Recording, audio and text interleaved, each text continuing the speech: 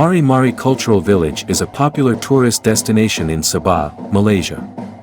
It is a living museum where visitors can experience the traditional village life of various indigenous tribes in Borneo. The village showcases the unique customs, rituals, and traditional practices of tribes like the Dusun, Rungus, Lundayeh, Murut and Bajau. Visitors can witness activities such as fire starting, traditional activities and cooking. They can also witness cultural performances and traditional dances. The Mari Mari Cultural Village offers a glimpse into the rich cultural heritage of Borneo's indigenous tribes. It is a popular destination for tourists seeking a deeper understanding of the region's history. The tour includes cultural experience, visit traditional houses, craftsmanship, culinary experience and guided tours. This place is located approximately 20 kilometers away from Kota Kinabalu. It takes around 40 minutes drive to reach the village from the town. The visit costs 100 Malaysian ringgits, but it is definitely worth it.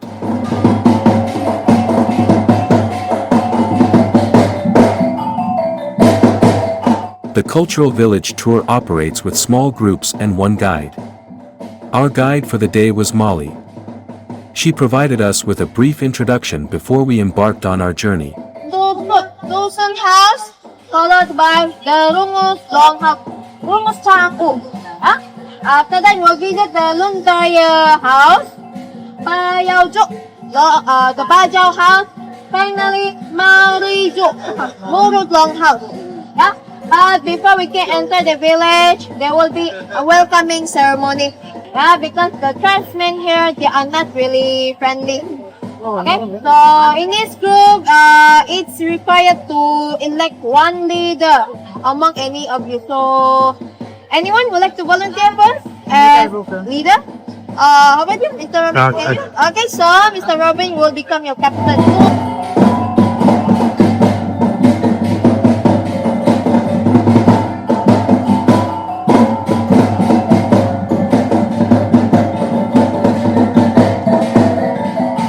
The first traditional house to visit was Dusun Tribal House. They are the largest tribe in the Sabah. One largest tribe in Sabah. So most of the Dusun people here are farmers, especially rice cultivators. And long time ago, they lived in one village. After the cultivation of rice, it is usually stored in a place called a tangkap. Covers them and store the paddy or the rice up here. Okay.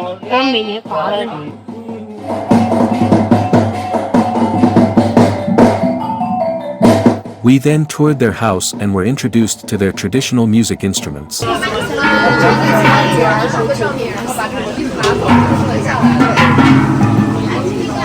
They will put the rice in the stone mortar and pound it to the big.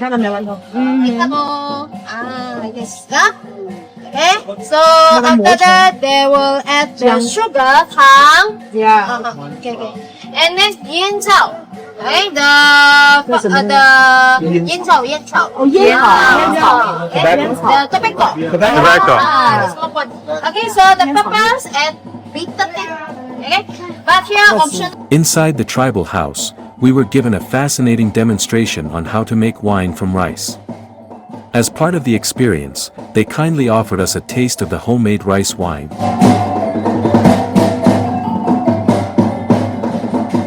Another demonstration was of cooking of rice and vegetables in bamboo tubes in a traditional manner. The process involved stuffing the bamboo tubes with rice, vegetables, and spices and then sealing them with banana leaves. The tubes were then placed over an open fire, allowing the ingredients to cook slowly and absorb the flavors from the bamboo. As we prepared to leave the Dusun tribal house, we were offered a different type of rice wine. The taste was completely different from the first one we had tried. Next up was Lundayeh tribe house. They are also one of the headhunting tribes in Sabah. Actually, one of the headhunter tribes. Okay. Lundayeh people, they live in the jungle, beside the river. Okay. And they live mostly in southwestern Sabah, mostly in area of Ulu Batam. And some of them even live in the borders between Sarawak and Borneo, Kalimantan. So there's another tribe which is quite similar to them. Which is called Lundayeh.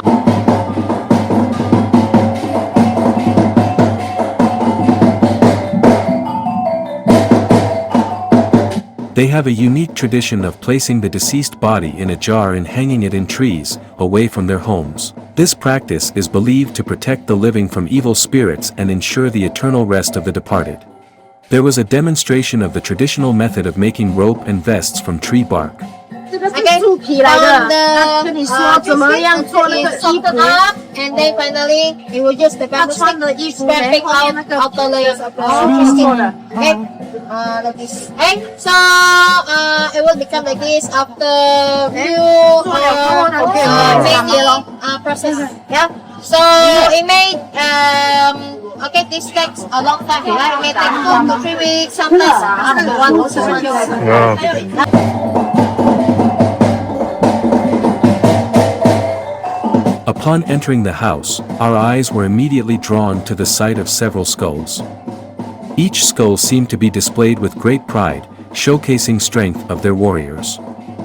They hung from the ceiling and were decorated with dried palm leaves. These skulls are used by the high priests to cure illnesses. If there are not enough skulls to perform the ritual, the warriors are sent to find more.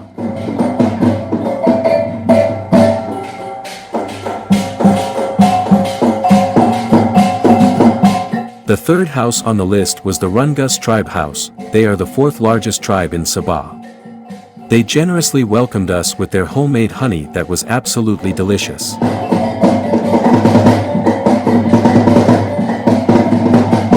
The girl who was serving honey was wearing various traditional ornaments.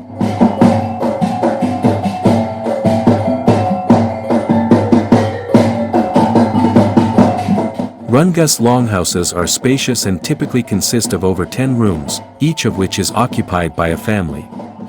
These longhouses provide a communal living setup, allowing families to live together in close proximity. Most residents in a longhouse are relatives among themselves.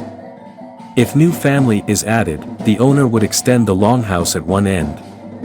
A Rungus village consists of 1 or more longhouses, usually 5 or 6.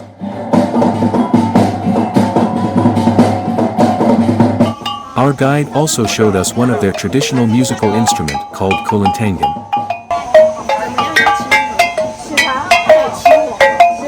Additionally, they showcased a live demonstration of the ancient art of traditional fire making.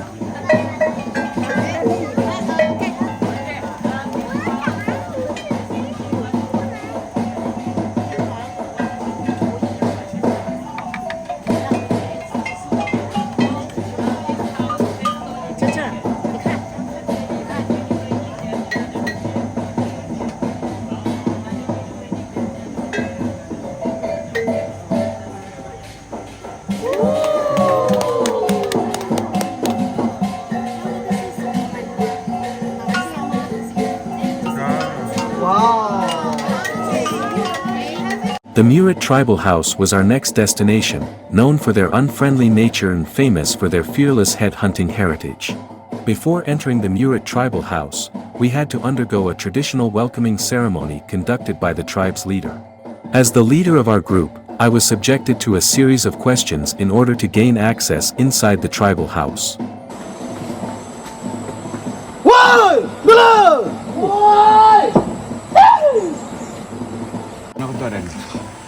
Ini. Turut tangan sini. Dari mana? Where are you from? Singapore. Singapura. Buat apa datang di sini? What are you doing here? I'm visiting Sabah. Ini siapa yang kau bawa ni? Who are you bringing? I have my group with me. Berapa orang kau bawa? How many? Around 15. Oh, kau boleh jawab ada orang kau masuk sini. Can you take care of them? Yeah, I can. Bagus. Nama kau siapa? Is your name? My name is Robin. Robin. Nama saya Aki, anak utama di sini. His name Aki, the son of chief leader here. Nice to meet you. Sarap kamu dapat belajar dalam kamu sini. Terima kamu kan sama kamu. Dia masuk. Okay, so he accepts you. Kansai means welcome in Murut language. He hopes that you can learn more about the culture here. By the way, yeah. Okay, so this is the Baba Iza. She's giving the blessings, yeah. So we just walk past her. Okay, mari. They greeted us with their famous Sabah coffee once we enter their tribal house. Okay, so Murut is the largest tribe in Sabah, and long time ago there used to be famously known as aggressive headhunters. Yeah. Okay, so not only the men but the women and even the children will all get their head severed. Yeah. Okay, so this is their way to protect the territory. If they found anyone who is suspicious to them, they will cut the head without any hesitation. Okay. Yeah. So in modern eras, don't worry, they no longer practice hunting. Yeah. Murut people nowadays are a lot more friendlier. Oh, okay. Yeah. So for the Murut people, they also live in a long house. Okay, Yeah. okay. But here, this long house will be built taller because they live on the hillsides. Okay. Yeah. Each rooms have a bedroom and also a kitchen. Inside. Okay. So inside is okay. At the center of the house, they have a traditional trampoline. They have suspended traditional trampoline on a lowered platform in the middle of the floor made from wood and bamboo. The trampoline was used to celebrate harvest festival, battles etc., and warriors would jump for prizes hanging on the top.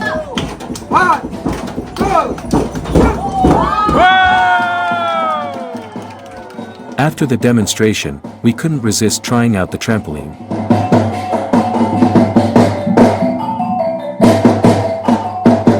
The last house to visit in the cultural village was Bajau Tribal House. They are originally from the Philippines, but reached Sabah around 500 years ago. They welcomed us with their famous snack kue jala.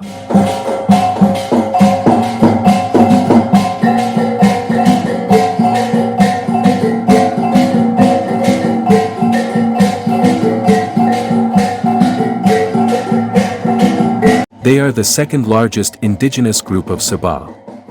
They are good traders and used to trades with other tribes as well as other countries.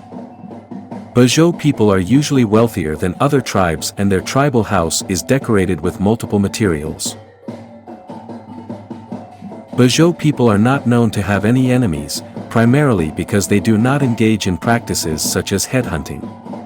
Instead, other tribes often rely on them for resources such as oil and various materials. The Bajau people have managed to foster peaceful relationships with neighboring tribes. They also gave us another incredible snack of theirs called pinjarang.